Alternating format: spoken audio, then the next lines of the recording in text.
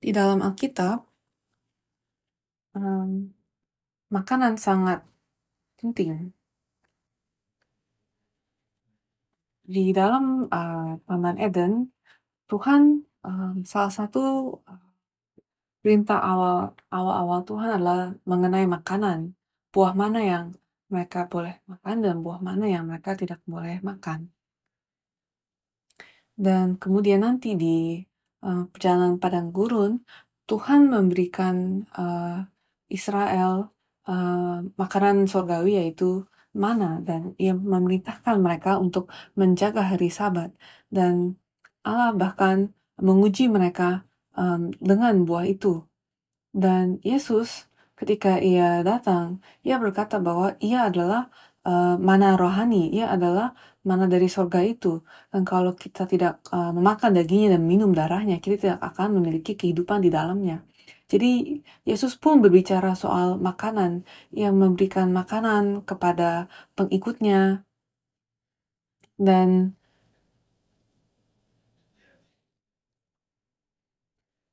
Yesus memberikan makanan kepada para pengikutnya secara rohani dan secara fisik.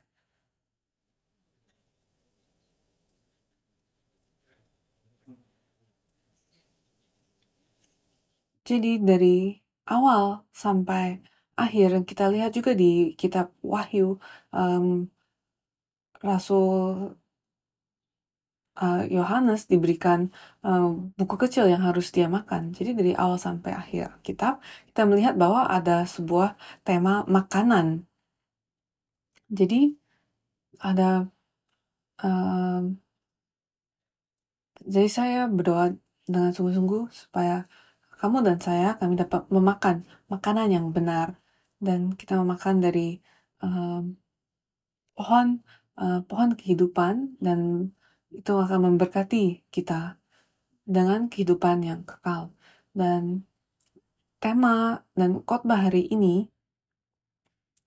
adalah tentang makanan untuk akhir zaman.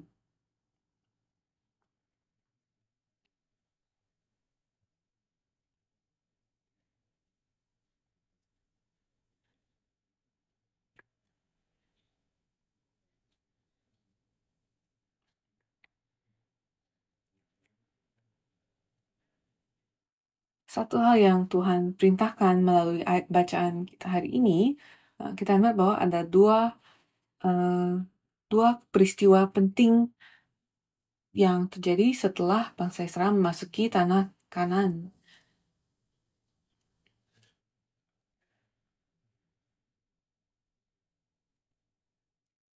Pengudusan terjadi di Gilgal, dan mereka merayakan hari Paskah.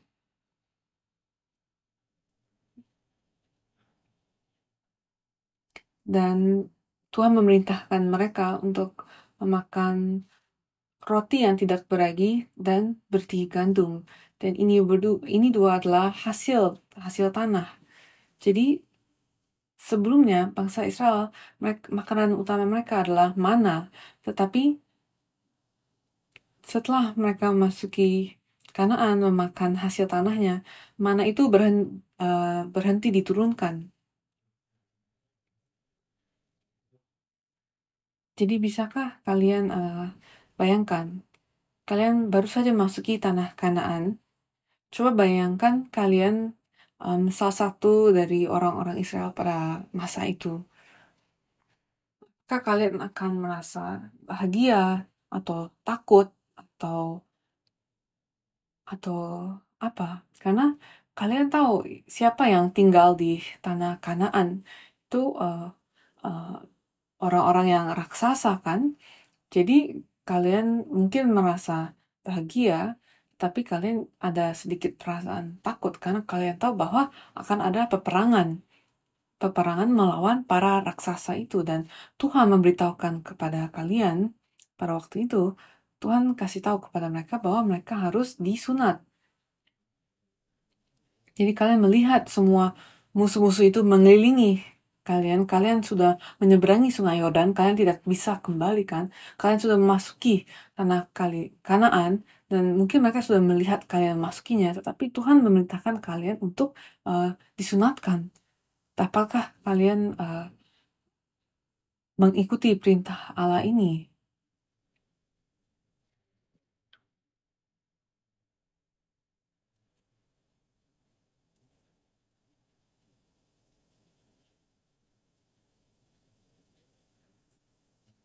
Jadi cobalah kita renungkan hal ini. Kalian kalian sedang bersiap-siap untuk melawan orang-orang raksasa Kanaan, tapi hal pertama yang Tuhan perintahkan kepada kalian malah adalah penyunatan.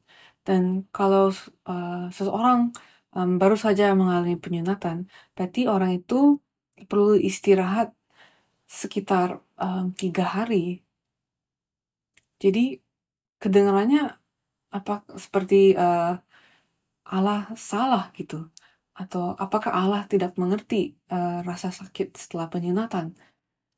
Tapi sesungguhnya Allah mengerti. Tetapi pemahaman Allah dan pemahaman kita itu berbeda. Cara Allah berperang dan cara kita berperang sangat berbeda. Tuhan tahu bahwa dialah yang akan memenangkan peperangannya untuk kita. Tapi kita berpikir bahwa kitalah yang harus berperang untuk memenangkan peperangan itu. Dan itulah mengapa kita tidak dapat taat kepada Tuhan. Tapi Tuhan berkata, akulah yang akan memenangkan perangan ini untuk umatku, dan umatku akan dikuduskan untuk namaku. Jadi itulah hal pertama yang harus kita lakukan untuk memperoleh kemenangan. Hal pertama yang harus kita lakukan adalah kita harus mengalami penyunatan atau pengudusan atau pemisahan supaya supaya kita menjadi umat Allah yang sejati. Kita harus menjadi umatnya sepenuhnya.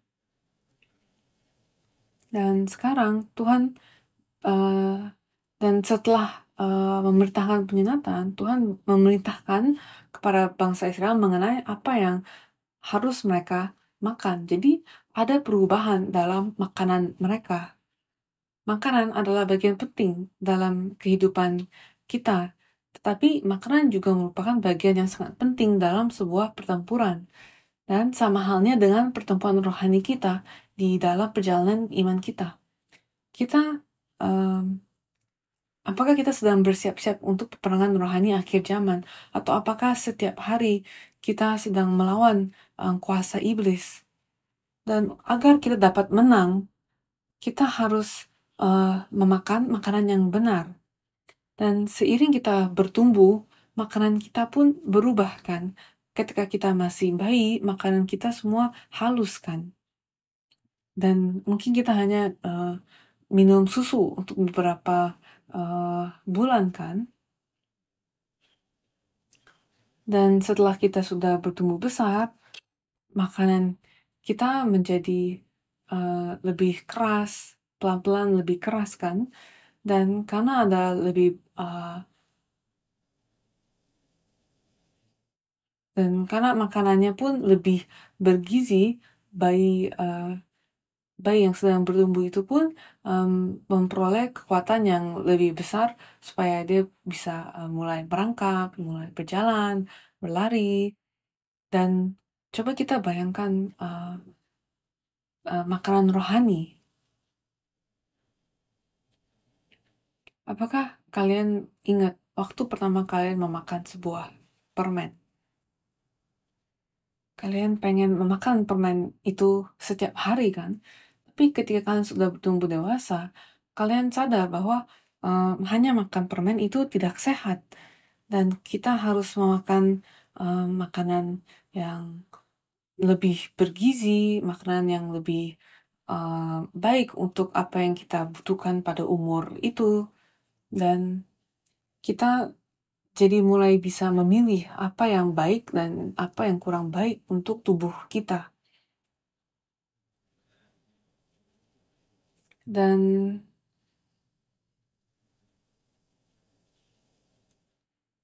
seiring kita bertumbuh, kebutuhan kebutuhan kita pun semakin besar. Dan bangsa Israel, awalnya mereka memakan makanan mana yang turun dari sorga. Dan mana menurut Mazmur 78 ayat 24, Tuhan menurunkan kepada mereka hujan mana untuk dimakan dan memberikan kepada mereka gandum dari langit. Dan Bilangan 11 ayat 7-9 mengatakan, adapun mana itu seperti ketumbar dan kelihatannya seperti damar berdola. Bangsa itu berlari kian kemari untuk memungutnya, lalu menggilingnya dengan batu kilangan atau menumbuknya dalam lumpang. Mereka memasaknya dalam periuk dan membuatnya menjadi roti bundar. Rasanya seperti rasa panggangan yang digoreng, dan apabila embun turun di tempat perkemahan pada waktu malam, maka turunlah juga mana di situ. Jadi mana adalah berkat gratis Tuhan dari surga. Dan inilah yang kita sebut sebagai kasih karunia. Makanan dari surga yang diberikan kepada kita sebagai kasih karunia. Mereka tidak perlu melakukan apapun untuk menerima mana itu. Dan sama seperti ketika kita masih orok kan, masih bayi, kita tidak harus bekerja untuk memperoleh makanan. Ya kan? Kita tidak harus mengatakan kata-kata apapun kepada orang tua kita, tapi orang tua kita sudah tahu kapan waktu makan kita, dan dia memberikan kita makan tanpa kita memintanya.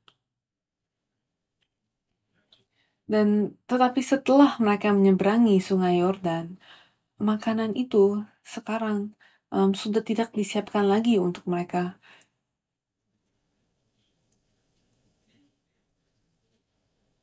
Mereka harus pergi memerangi orang-orang Kanaan, tapi Tuhan memberitakan mereka untuk memakan hasil tanah Kanaan itu kan. Berarti mereka harus bercocok tanam terlebih dahulu kan. Dan itu mengajarkan kepada kita apa yang harus kita lakukan dan di mana kita harus berada agar kita dapat memenangkan pertempuran rohani di akhir zaman.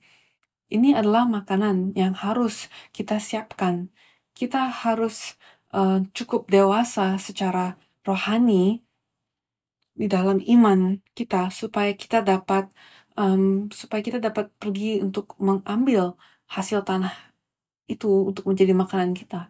Apakah kita masih berada di tempat di posisi di mana kita masih menangis untuk diberikan suapan makanan, atau apakah kita sudah mencapai titik di mana kita dapat berdiri dan kita pergi untuk memperoleh makanan kita, makanan kita sendiri?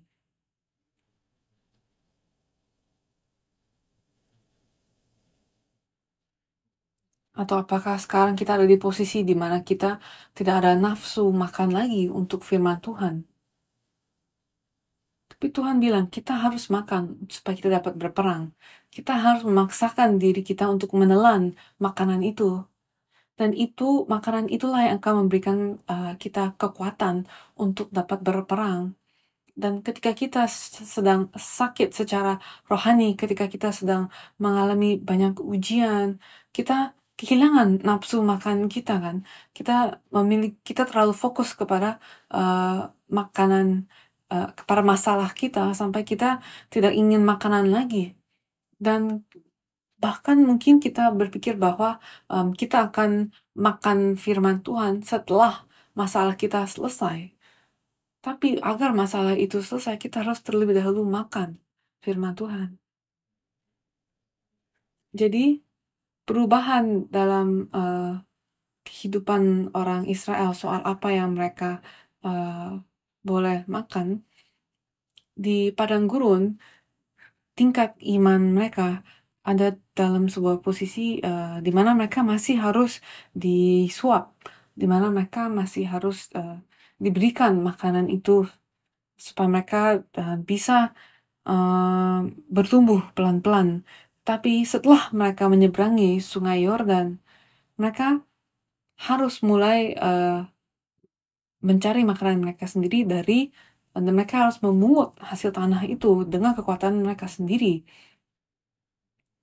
Jadi mereka harus bercocok tanam, mereka harus mempersiapkan makanan mereka, Tapi bagaimana mereka dapat melakukan hal ini jika orang-orang Kanaan mengelilingi mereka saat itu? Dan kita ingat kisah Gideon kan, ketika dia secara diam-diam mempersiapkan makanannya. Dan kita ada di posisi yang sama seperti itu. Karena iblis sedang mengambil setiap kesempatan untuk mengambil firman Tuhan itu dari hati kita. Dan ketika kita sedang makan, supaya kita dapat memperoleh kekuatan untuk berperang, iblis akan selalu mencoba untuk mengambil makanan kita itu supaya kita tidak diperkuatkan Tuhan. Dan ketika kita menerima firman Tuhan, kita memperoleh berkat Tuhan.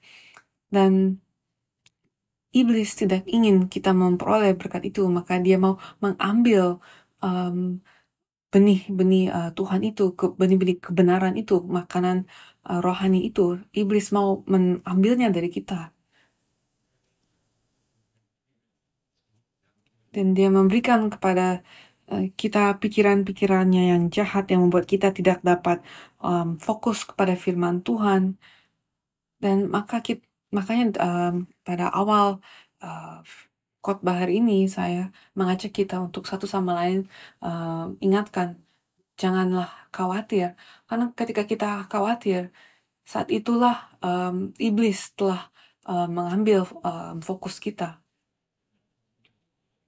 Jadi apakah kita sedang makan pada waktu yang tepat? Karena kita tahu secara fisik pun ketika kita tidak makan secara teratur pada waktu yang teratur,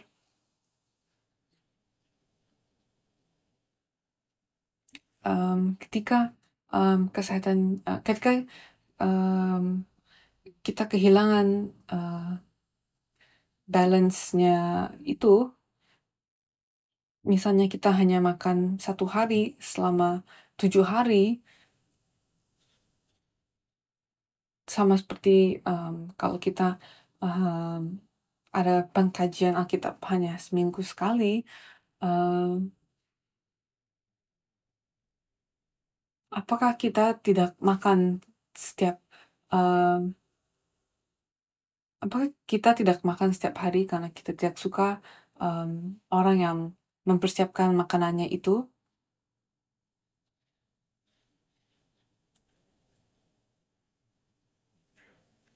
Ada banyak alasan mengapa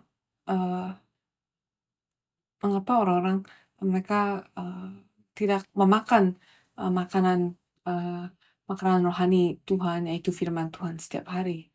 Ada banyak alasan, tetapi cobalah kita renungkan kita sekarang ada di posisi yang mana. Dan coba sekarang kita lihat makanan yang bangsa Israel makan setelah mereka memasuki tanah Kanaan. Pertama adalah roti yang tidak beragi. Ragi, sebagaimana kita sudah tahu, adalah pengajaran palsu.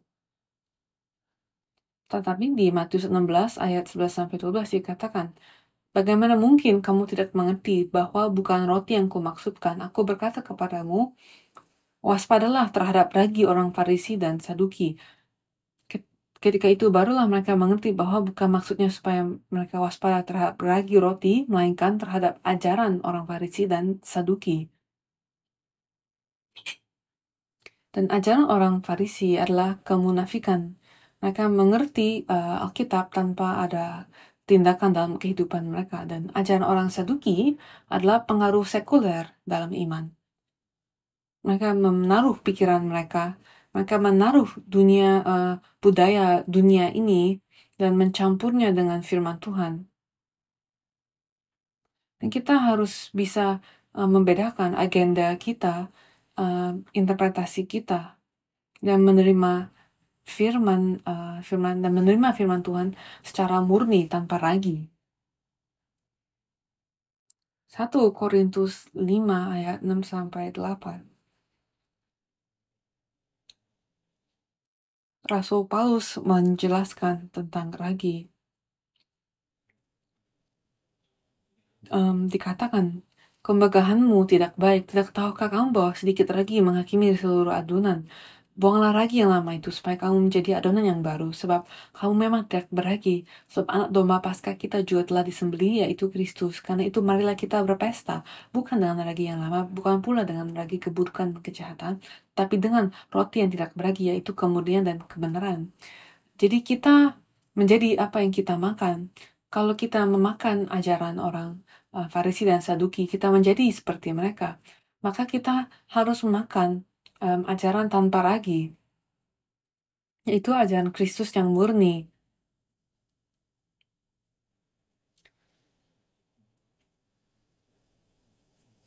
Jadi di 1 Korintus 5 ayat 6-8 sini ada beberapa adonan yang disebut. Pertama adalah adonan yang memiliki ragi yang lama. Dalam bahasa Yunani, kata ini adalah palai, yang berarti hukum yang lebih awal, yaitu pengertian di mana mereka tidak mengerti kebenaran, tetapi mereka mengobservasi hukum-hukum Taurat. Jadi mereka menyimpan hukum-hukum Taurat, tapi mereka tidak mengerti kebenaran dan mereka tidak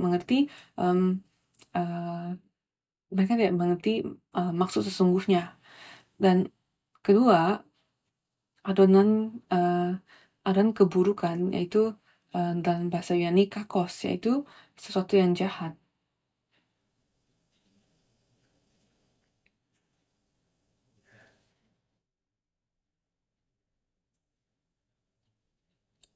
Jadi ini berbicara soal hati yang sakit dari dosa. Dan dikatakan sini bahwa semua itu harus diambil, dan yang harus kita makan adalah kebenaran, aletheia, yang berarti kebenaran, kesetiaan, fondasi kekristenan yang sejati. Dan dia menjelaskan bahwa alasan Yesus mati di atas kayu salib adalah untuk membersihkan semua ragi itu. Jadi dikatakan sebab anak domba Paskah kita juga telah disembelih, yaitu Kristus. Dan Yesus melakukan itu supaya dia dapat membersihkan semua ragi-ragi ini. Marilah kita berdoa agar semua ragi dicabut dari dalam hati kita dan perjalanan rohani kita. Dan kedua, yang mereka makan adalah berti gandum. Dalam Yosua pasal 6, Tuhan memerintahkan umatnya untuk memakan roti yang tidak beragi dan berti gandum. Dan itu terjadi pada waktu transisi yang sangat penting, karena mereka baru akan memulai serangkaian peperangan melawan bangsa Kanaan untuk menaklukkan negeri itu. Tetapi mengapa Tuhan tidak menunggu sampai peperangan selesai? Kalau kita hari-hari ini kan kita seringkali berpikir masalah kita harus selesai dulu, kita harus ini dulu, itu dulu, barulah kita akan membaca Alkitab kita. Dan tahukah kalian bahwa ada kesempatan yang besar bahwa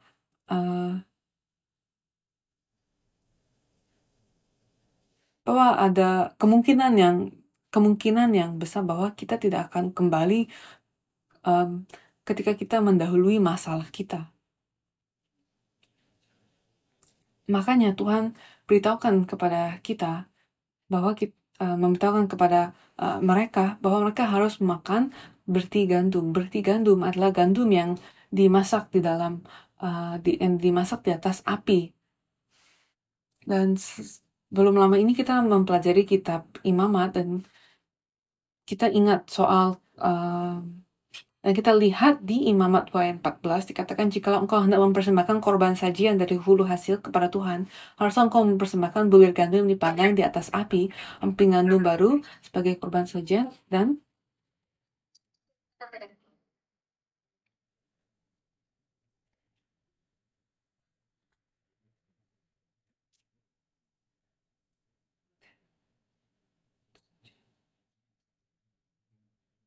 jadi melalui ayat ini Tuhan berbicara soal persembahan gandum yang diberikan kepada Tuhan juga dipanggang di atas api.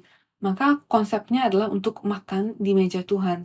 Persembahan dan peraturannya di dalam perjanjian lama semua menunjuk kepada Yesus Kristus. Dan Tuhan ingin supaya kita semua makan bersama-sama di meja Tuhan. Dan ketika Tuhan mengajak kamu untuk masuk dan makan bersamanya di atas mejanya, maka kita harus makan makanan yang Dia berikan. Jadi di sini dikatakan bahwa korban sajian itu harus diambil dari hasil panen pertama atau hulu hasil. Dan ini menunjuk kepada Yesus yang adalah buah pertama. Dan kemudian hasil panen itu harus dipanggang di atas api. Dan ini menunjuk kepada kesengsaraan Yesus di atas kayu salib. Jadi berti gandum ini menyimbolkan firman Yesus di atas kayu salib dan kebangkitan Yesus. Jadi berti gandum adalah firman pengujian, firman kesengsaraan, firman penderitaan, firman ratapan. Apakah kita dapat memakan itu? Apakah kita siap untuk makan itu? Karena ini adalah makanan yang keras yang harus kita makan. Roti tanpa ragi adalah keras. Dan berti gandum juga keras. Dan kita belajar tentang makanan yang keras kan. Dan kamu dan saya, kita semua ingin memakan firman akhir zaman kan? Iya atau enggak? Amin. Apakah kalian siap untuk mengetahui apakah itu makanan akhir zaman? Hal terakhir yang Tuhan perintahkan kita makan adalah buku kecil kan, di dalam kitab Wahyu pasal 10. Tuhan katakan ambillah dan makan.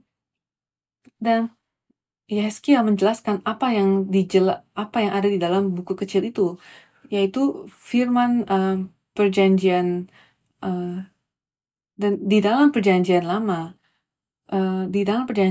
Buku itu bentuknya bukan buku tapi gulungan, kitab gulungan. Dan coba kita lihat di Yehezkiel 2 ayat 9-10.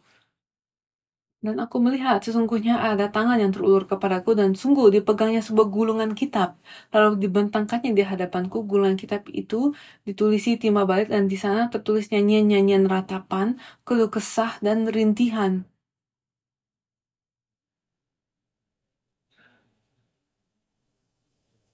Jadi buku ini tentang penderitaan. Dan firman penderitaan itulah yang menjadi firman akhir zaman. Apakah kalian senang sekarang?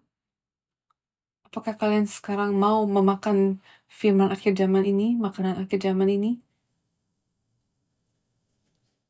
Sulit untuk mengatakan amin, ya kan? Jadi siapa yang sedang memakan makanan ini, bertih gandum ini? Firman api, firman penderitaan. Itulah yang perlu kita makan di akhir zaman ini agar kita dapat menaklukkan peperangan ini dan memperoleh kemenangan sampai akhir. Jadi bangsa Israel awalnya mereka memakan mana yang adalah yang rupanya halus dan dapat dibentuk menjadi apa saja. Tapi sekarang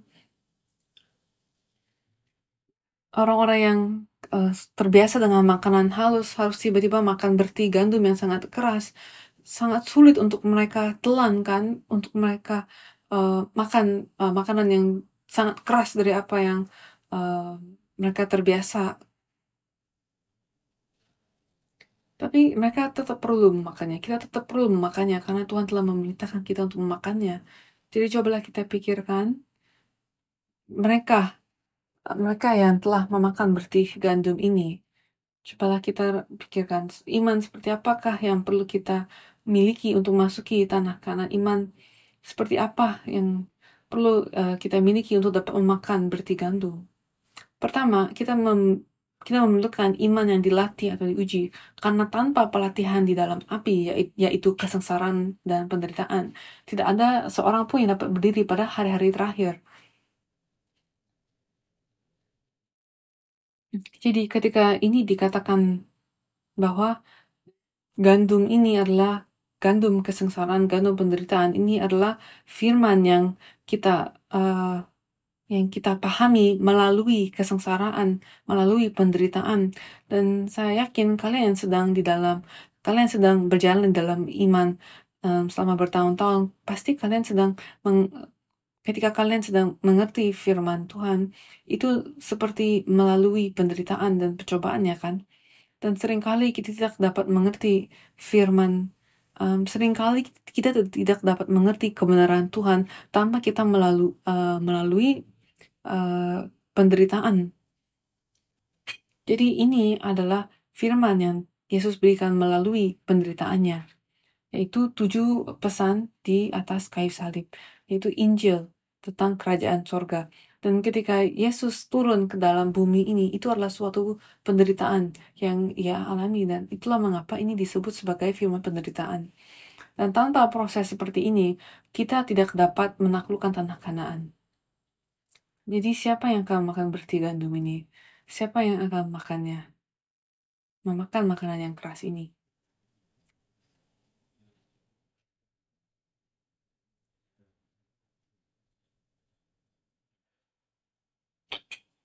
Apakah saya sedang memaksakan kalian untuk menelannya sekarang? Siapa yang akan makan ini? Mereka yang makan berti gandum ini adalah mereka yang sungguh-sungguh mencari makanan rohani dan mencari kebenaran, dan um, mereka yang berperang untuk menjadi keluarga Tuhan, mereka yang menjadi keluarga Tuhan dan makan di mejanya, dan yang memakan makanan yang sama dengannya. Jadi sekarang marilah kita renungkan tiga orang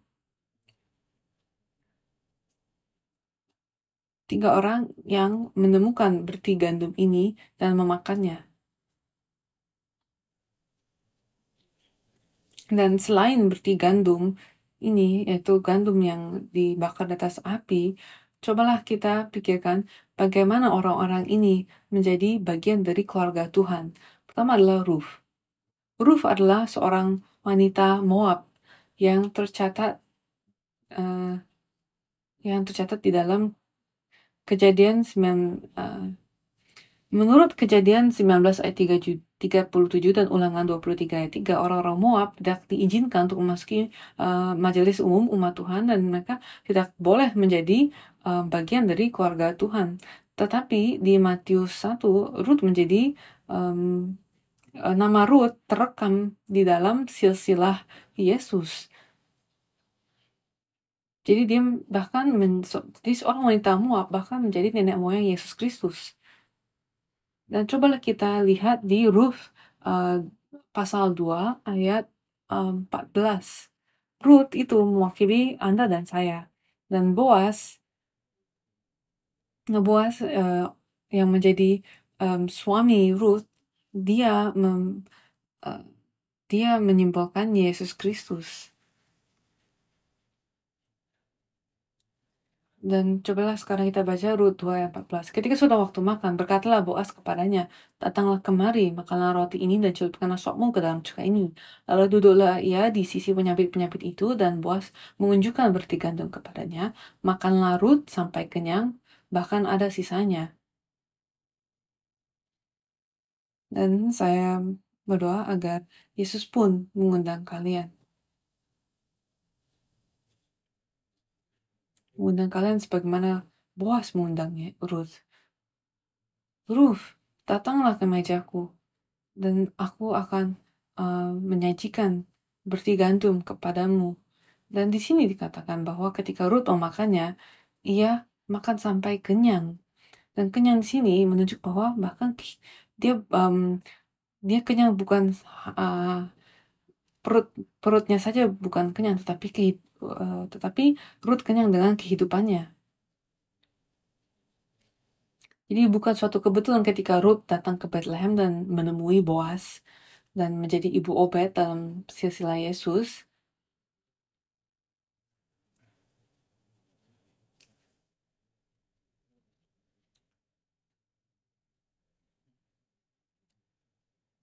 Jadi itu adalah berkat penyediaan Tuhan ketika dia menjadi bagian dari keluarga Yesus. Dan iman seperti apa yang Ruth miliki? Pertama, Ruth memiliki iman untuk meninggalkan negaranya, saudaranya, dan bahkan rumah ayahnya. Dan ini seperti Abraham kan, jadi dia memiliki iman seperti Abraham. Dan kita tahu kisah Ruth bahwa suaminya meninggal, ayah eh, ayah suaminya pun meninggal, dan ketika Naomi mau balik, dia tidak meminta Ruth untuk mengikutinya, bahkan dia menyuruh Ruth untuk tinggal di dalam negaranya sendiri. Tapi Ruth mengatakan di dalam Rut 1 ayat 16, janganlah sedesak aku meninggalkan engkau dan pulang dengan tidak mengikuti engkau. Sebab kemana engkau pergi, ke situ jugalah aku pergi, dan di mana engkau bermalam, di situ jugalah aku bermalam. Bangsamu lah bangsaku, dan Allahmu lah Allahku. Jadi kita melihat di sini alasan Ruth.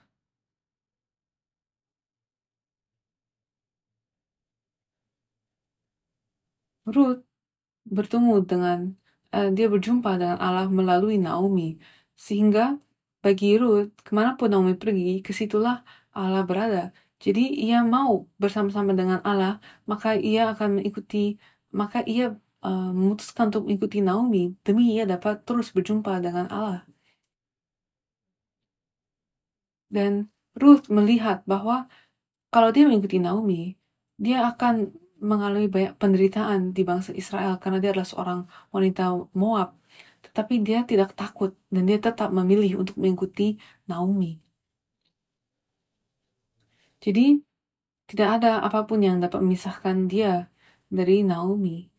Dan kita lihat di 1 ayat 17. Ruth lanjut berkata, di mana engkau mati, aku pun mati di sana, dan di sanalah aku dikuburkan. Beginilah kiranya Tuhan menghukum aku, bahkan lebih lagi daripada itu, jikalau sesuatu apapun memisahkan aku dari engkau, selain daripada maut. Jadi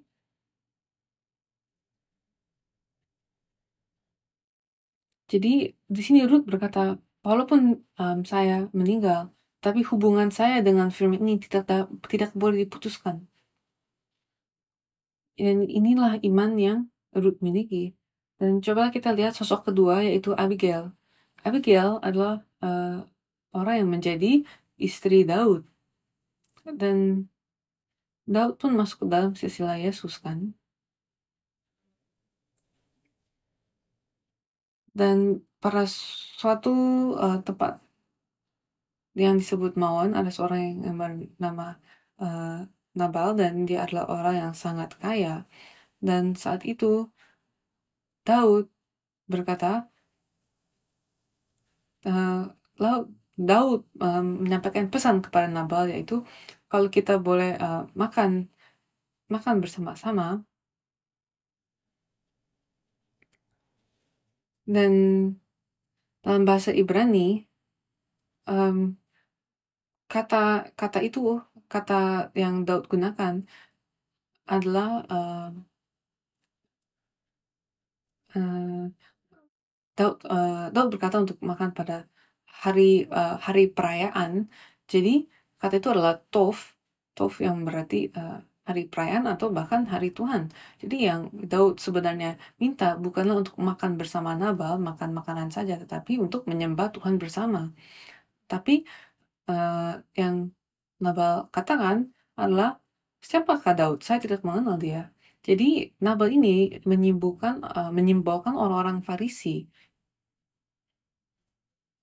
Dia tidak orang-orang Farisi ketika Yesus datang, mereka tidak mengenalnya. Mereka tidak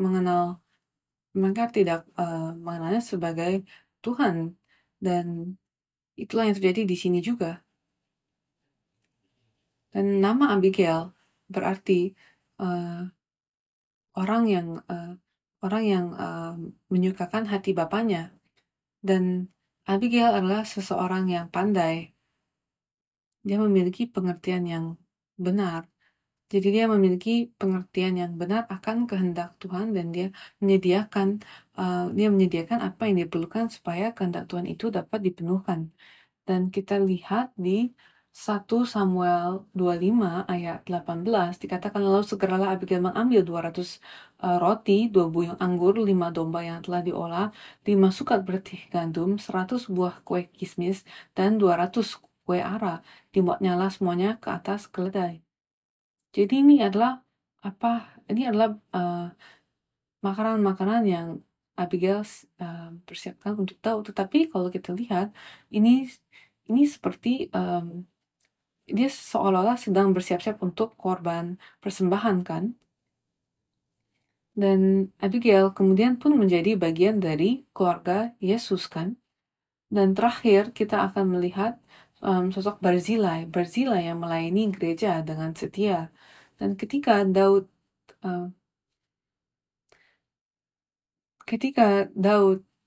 sedang kabur dari Absalom,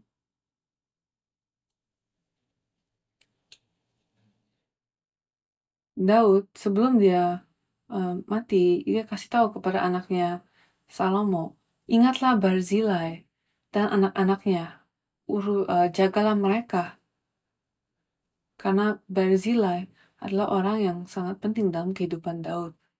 2 Samuel 17 ayat 27-29 dikatakan, ketika Daud tiba di Mahanaim, maka Sobi bin Nahas dari Rabah, kota Bani Amon, dan Mahir bin Amiel dari Lodebar, dan Barzilai orang Gilead dari Rogelim membawa tempat tidur, pasu, periuk belanga, juga gandum, jelai, tepung, berti gandum, kacang babi, kacang merah besar, kacang merah kecil, madu, dadi, kambing domba, dan keju lembu, bagi Daud dan bagi rakyat, dan bersama-sama dengan dia untuk dimakan. Sebab kata mereka, rakyat ini tentu telah menjadi lapar, lelah, dan haus di padang gurun.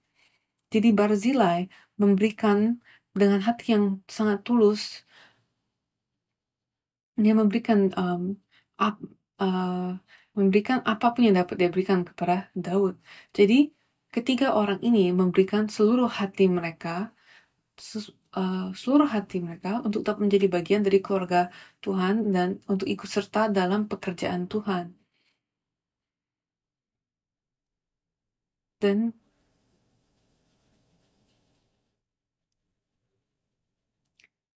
kesimpulan, marilah kita menjadi orang yang memakan makanan keras akhir zaman. Marilah kita menjadi orang yang makan bersama Tuhan di atas mejanya. Dan kita telah belajar soal makanan yang keras di dalam Ibrani 5 ayat 14, bahwa makanan keras adalah untuk orang-orang yang dewasa. Dan penulis kitab Ibrani menjelaskan di sini bahwa orang-orang dewasa yaitu mereka yang karena mempunyai panca indera yang terlatih untuk membedakan yang baik daripada yang jahat. Jadi makanan keras adalah penderitaan, dan penderitaan ini melatih kita, menguji kita, membuat kita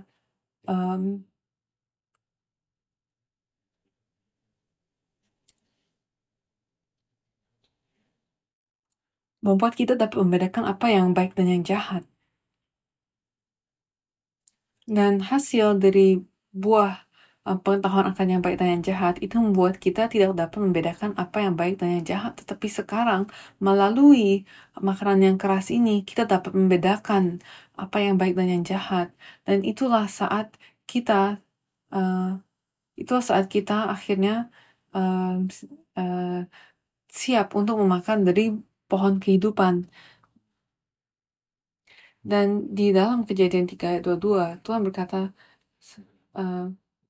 Tuhan berfirman Tuhan Allah, sesungguhnya manusia itu telah menjadi seperti salah satu dari kita tahu tentang yang baik dan yang jahat. Maka sekarang jangan sampai yang mengulurkan tangannya mengambil dari buah pohon kehidupan itu, makanya sehingga ia hidup untuk selama-lamanya. Karena ketika mereka memakan dari pohon kehidupan itu, mereka belum terkualifikasi untuk makan buahnya. Dan kita lihat juga di 1 Korintus 3 ayat 1 dan 2, Rasul Paulus mengatakan, dan aku saudara-saudara pada waktu itu tidak dapat berbicara dengan kamu seperti dengan manusia rohani, tapi hanya dengan manusia duniawi yang belum dewasa dalam Kristus. Susulah yang kuberikan kepadamu, bukan makanan keras, sebab kamu belum dapat menerimanya, dan sekarang pun kamu belum dapat menerimanya. Jadi kalau kita menghafal Alkitab dan kita melakukan banyak pengkajian Alkitab, pelajaran Alkitab, itu bukan berarti kita telah memakan makanan yang keras. Tetapi, apa yang terjadi kalau kita sudah memakan makanan yang keras itu? Harus ada hasilnya. Ketika kita makan makanan yang enak dan ada banyak tenaga dari makanan itu yang diberikan kepada tubuh kita, maka tenaga itu harus menghasilkan buah, harus menghasilkan pekerjaan. Jadi apakah kita memiliki itu hari ini? Kita perlu memakan makanan keras ini agar kita dapat menaklukkan peperangan rohani kita. Dan ketika kita memakan makanan yang salah, dan ketika kita memakan makanan yang tidak baik untuk tubuh kita secara fisik, kalian akan merasa kurang nyaman dan tubuh kalian mungkin merasa lebih lelah karena mungkin tubuh kalian bekerja lebih keras untuk mengeluarkan racun-racun dalam makanan itu. Tetapi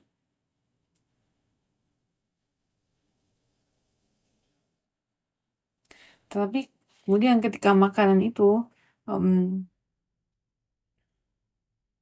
kalau makanan yang kurang baik itu uh, makanan kurang baik itu dapat menghasilkan bau yang kurang baik kan. Tetapi makanan yang baik membuat kita lebih bertenaga dan lebih kuat. Dan coba kita lihat apakah kita telah memakan uh, makanan yang seperti apa yang kita makan. Apakah apakah makanan kita makan menghasilkan bau yang tidak sedap atau malah menghasilkan pekerjaan yang baik. Dan kita seharusnya memakan makanan yang baik kan, dan harusnya kita tidak kalau kita sudah memakan makanan yang baik, seharusnya kita tidak menghasilkan bau yang busuk, ya kan? Cobalah renungkan makanan apa yang sedang kalian makan. Apakah kalian masih sedang meminum susu seperti bayi di dalam Kristus? Atau apakah kita sudah cukup dewasa untuk menemukan kebenaran? Dan saya berdoa agar kamu dan saya menjadi cukup dewasa untuk dapat membedakan yang baik dan yang jahat dan memampukan kita untuk dapat menaklukkan semua kegelapan dan memperoleh kemenangan pada akhir zaman ini. Mari kita berdoa. Bapa, terima kasih ketika Engkau telah memberikan kepada kita makanan rohani yang keras ini setiap hari ini. Dan Bapa, melalui seri sejarah penebusan dan melalui Injil yang telah Engkau berikan kepada kita, Bapa, bantulah kita supaya kita dapat makan dan menelan dan akui kembali buku kecil itu. Bapa, bantulah kami untuk dapat menjadi orang-orang rohani yang memakan berti gandum rohani itu. Dan kami berdoa Bapa agar Engkau memberikan kepada umat-Mu, kepada para pengikut-Mu, kekuatan yang lebih, tenaga yang lebih.